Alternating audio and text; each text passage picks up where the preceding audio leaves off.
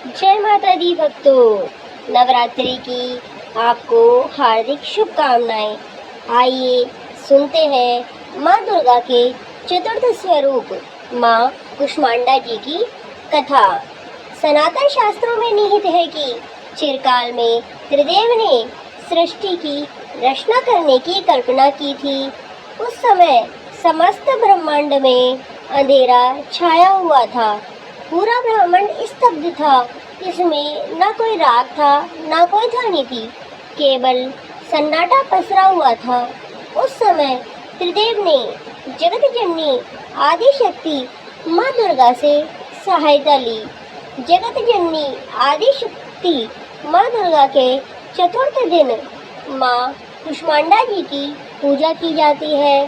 यह शक्ति का चौथा स्वरूप है, जिन्हें सूर्य के समान तेजस्वी माना गया है।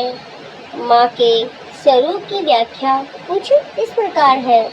देवी कुष्मांडा व उनकी 8 भुजाएं हमें कर्मयोगी जीवन अपनाकर तेज अर्पित करने की प्रेरणा देती है।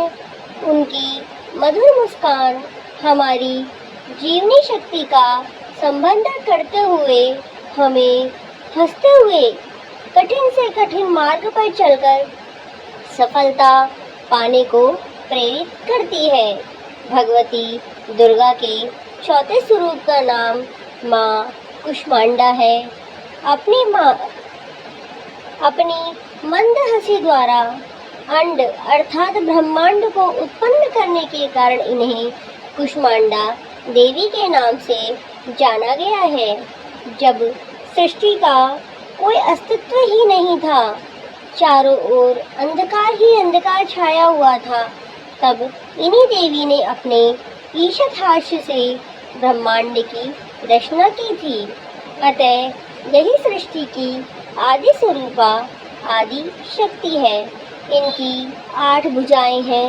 इनके 7 हाथों में क्रमशः कमंडल, धनुष, बाण, कमल, पुष्प, अमृतपूर्ण कलश, चक्र तथा गदा है।